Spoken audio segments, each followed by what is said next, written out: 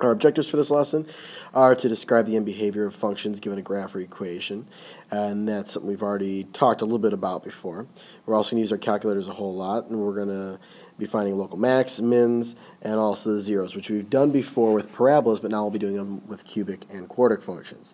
And we're also going to state the intervals over which the function is increasing or decreasing.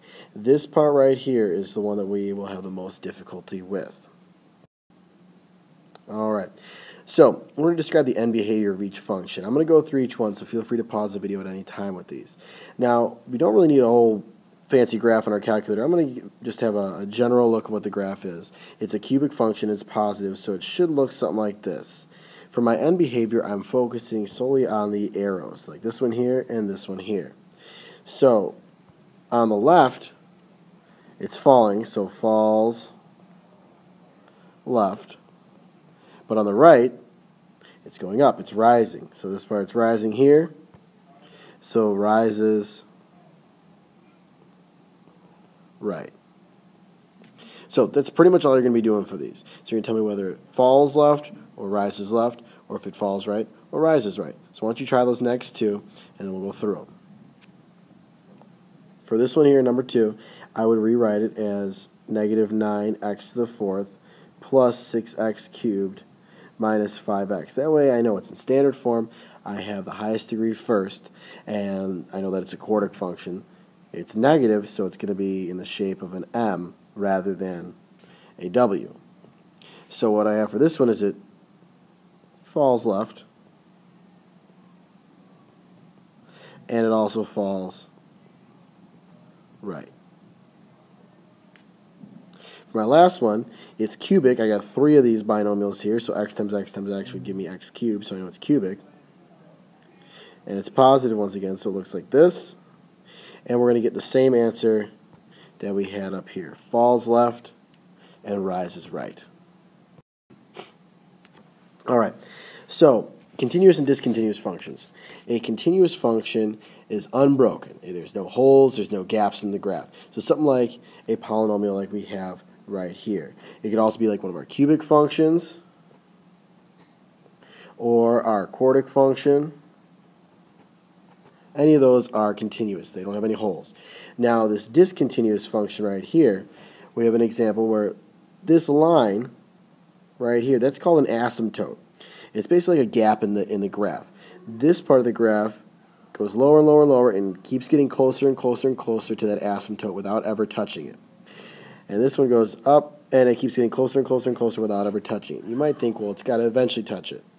But think about cutting a piece of paper in half. You can keep cutting a piece of paper in half forever and ever and ever, under a microscope, and it keeps getting smaller and smaller and smaller, but you can never not be able to cut it in half. Okay, so you're just going to keep getting closer and closer and closer. We'll talk about asymptotes a little later on. Lastly, we have our leading coefficient. We've seen this before. Basically, it's the number in front of the highest degree term. So if it's a cubic function, it's the number in front of the x cubed. If it's a quartic function, it's the number in front of the x to the 4th.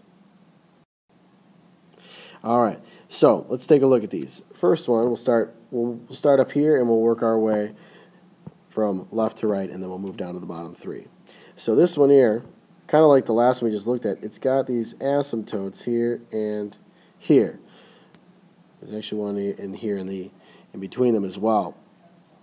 Now, what we have here is a discontinuous function, because I couldn't ride like a skateboard up this part right here, or think of it as line rider. If line rider were to go on this, he'd keep going. He wouldn't be able to get down to this part right here and ride that part of the line. So this one is discontinuous.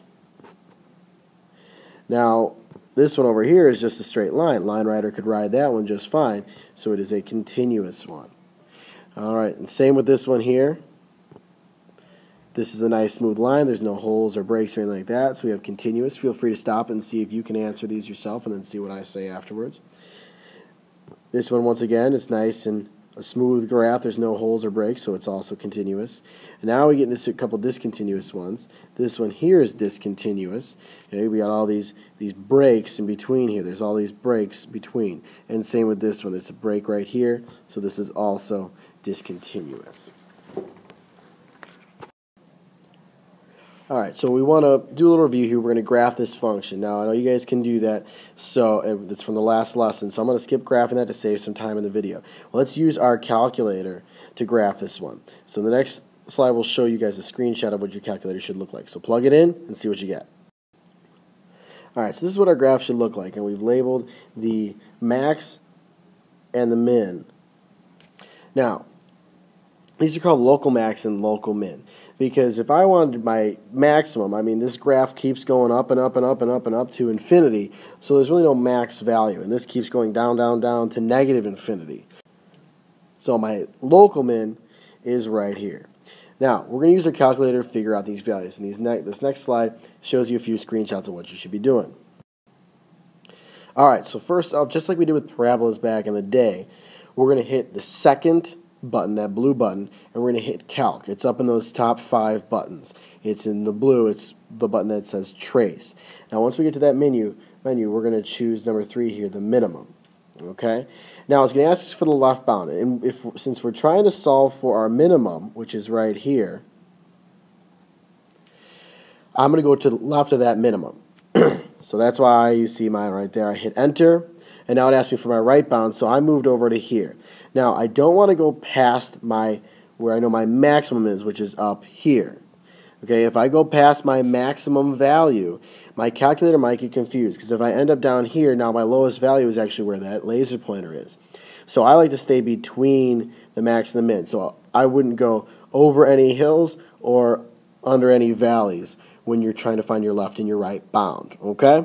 So we pick this part for our right bound. It asks for a guess. Now here in the bottom left, that's where I'm at. So I go right to my minimum and I hit enter, and it gives me a value. And notice how the little cursor is right there for me. It shows that's what it's looking at. If it gave me something else in a weird place over here, I know that something's wrong. So I should get negative 1.55 and negative 0.63 for my x and y. The next thing I want to do is I want to find my maximum. So I'm going to do the same steps, but this time I'm looking for my maximum value. So I select number 4. This next slide will show what's up next. So my left bound is over here. Make sure you don't go past that minimum and then somewhere up here. That'd be bad. So let's stay between the max and min. And my right bound is going to be over here. And then my guess will be right up top here. And that way it gives me my maximum value of 0.22 and 2.11 for my x and y respectively. Okay? So that's how I find my max and my min with my calculator. So we're going to skip over these next couple of slides because they get a little repetitive, and I want to make sure that we have a shorter video for you guys. So these next 2 problems are pretty much the same idea. So now that we know the max and min and how to find the max and min, we can start working on our intervals as to where the function is increasing or decreasing. So we want to write the intervals over which the function is increasing or decreasing. Now we're just going to talk about basically what it means to be increasing or decreasing. Do not pay attention to the arrows on the ends of the graphs. Normally our graph would have arrows like this and this. Now this doesn't mean that this part right here is increasing because the arrow goes going up. It is rising on the left and rising on the right. However, our end behavior is totally different from increasing or decreasing intervals. So think of this as like a roller coaster from left to right. If I'm on this roller coaster, here I'm going down the roller coaster, so I am decreasing. So we'll put a D there for decreasing.